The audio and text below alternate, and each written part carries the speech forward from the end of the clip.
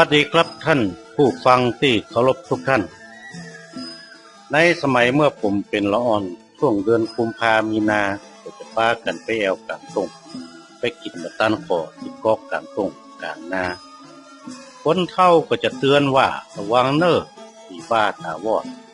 มันจังออกมายับละอ่อนในช่วงก่อนปีใหม่เฮานี่นะแล้วคนเฒ่าก็จะเล่าเรื่องผีบ้าตาวอดให้ฟังในช่วงปีพ.ศ. 2519ผมเป็นนักศึกษาภาคค่ำอยู่ในสมัยนั้นก็ได้เสาะสืบสาวราวเรื่องเกี่ยวกับผีบ้าตาวอดเป็นเรื่องเป็นราวพอสมควรเรื่องราวมันเป็นจะใดวันนี้ผมจะเล่าผีบ้าตาวอดให้ท่านฟัง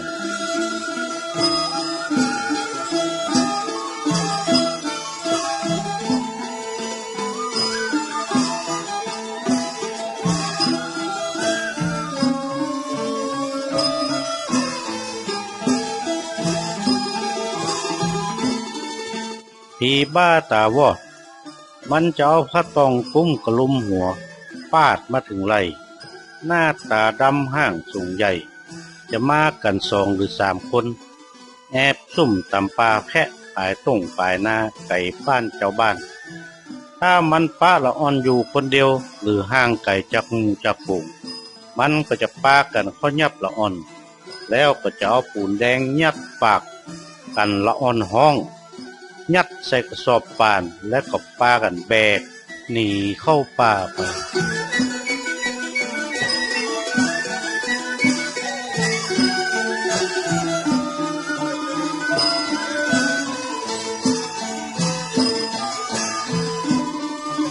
ละอ่อนหมู่เพื่อนหมู่ฝูงมันหันจะอั้นก็ฟังล่นไปบอกคนใหญ่คนเฒ่า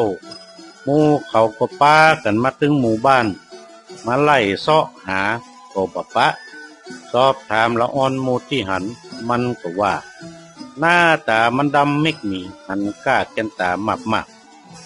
เจ้าบ้านก็เลยห้องหมู่ลักละอ่อนกลุ่มนี้ว่าผีบ้าตาวอดข่าวลือสะพัดถึงผีบ้าตาวอดจากหมู่บ้านนี้ไปหมู่บ้านนั้น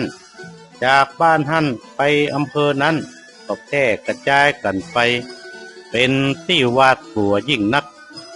และก็ดูจะมีเหมือนว่าจะเกิดขึ้นกันทุกปีในช่วงเวลานี้ส่วนสถานที่ก็แตกต่างกันไป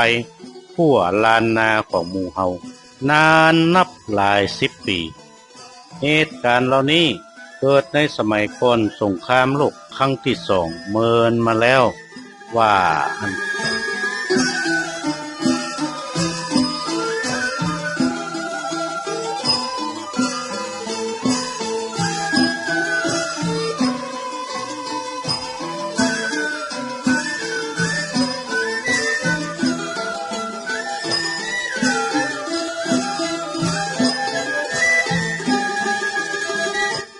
หลังจากที่เขายับละอ่อนไปแล้ว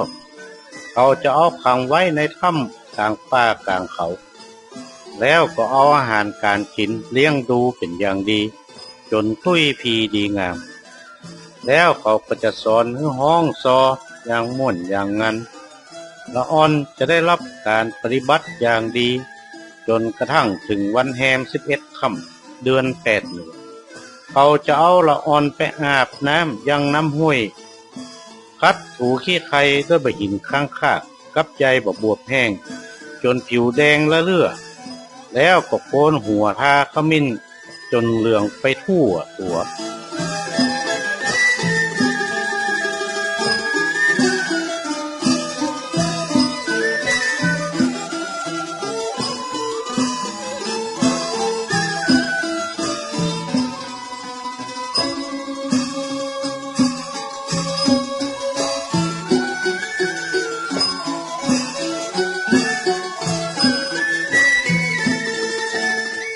ในวัน12 ค่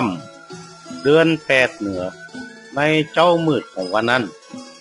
เขาก็จะพาละอ่อนไปยังหูปปั้นขุมพันถึง2 ตนที่เฝ้าเสาอินทขินของเมืองนั้นละอ่อนซอต่อหน้าขุมพันถึง2เหมือนกับว่ามีความสุขสนุกสนานยิ่งนัก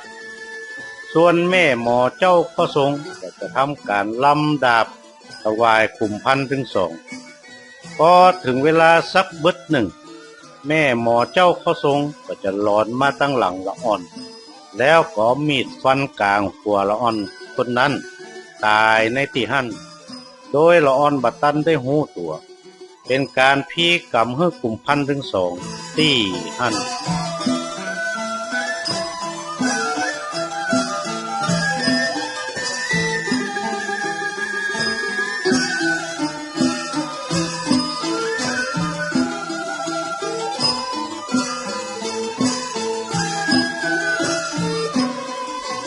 ประเวณีการพิกรรมแก้กลุ่มพันธุ์ทั้งสอง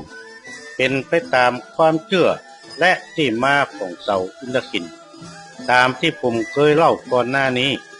เพื่อให้บ้านเมืองปราศจากศัตรูเกิดกลุ่มแก้วกลุ่มเงินกลุ่มคำบ้านเมืองจะอยู่เย็นเป็นสุขเจ้าเมืองทั้งหลายต้องทำพิธีกรรมทุกปีห้ามให้ขาดซึ่งเจ้าก็จะมอบหมายให้แม่หมอเจ้าเข้าทรงทำพิธีกรรมแทนบ้านเมืองส่วนใหญ่จะพิธีกรรมโดยใช้งัวควายแต่บางบ้านบางเมืองพ่อหมอแม่หมอวัวบัดศักดิ์สิทธิ์เลยหาคนมาพิธีกรรมแทนเพราะถือว่ากลุ่มพันธุ์คือยักษ์จะชอบมนุษย์เป็นอาหารที่ดีที่สุดซึ่งมนุษย์หรือคนที่จะหามาได้ง่ายที่สุดก็คือละอ่อนนั่นเอง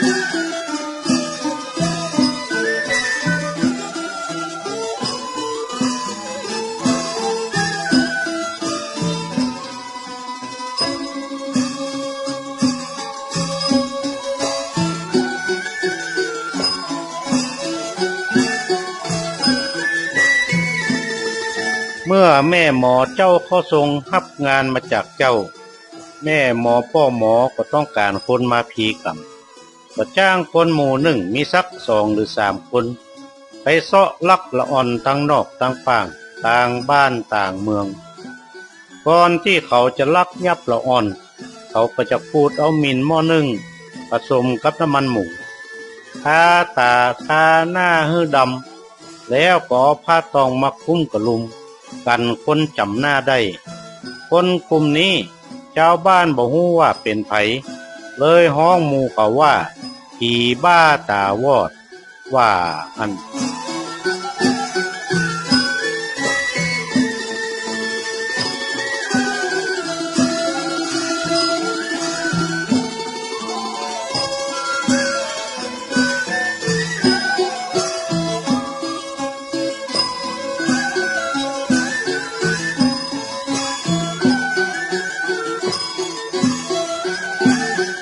ท่านผู้ฟังที่เคารพครับเหตุการณ์เหล่านี้เกิดขึ้นก่อนที่ความเจริญและกฎหมายบ้านเมืองจะเข้าถึงหลังจากสงครามโลกครั้งที่2การพิธีกรรมก็เริ่มหมดหายไปมีคนเฒ่าบางคนเล่าว่าบางครั้งแม่หมอหาละอ่อนบ่ได้ถึงกับยอมสละลูกของตัวเก่ามาพิธีกรรมก็มีว่าอันเรื่องราวของผีบ้าตาวอดเป็นประเวณีอันโหดร้ายซึ่งเกิดขึ้นในอดีตของล้านนาเฮาผมก็นำมาเล่าให้ท่านฟังพอสังเกตครับก่อนจากกันในวันนี้ผมขอฝากคำบักเก่าเอาไว้ว่าอยู่ดงป่าไม้จะไปตาเสืออยู่ยังแปรเหือจะไปตาเงือกวันนี้ผมนานวาดขอวาดวางลงเต้าอี้เท่านี้แหละสวัสดีครับ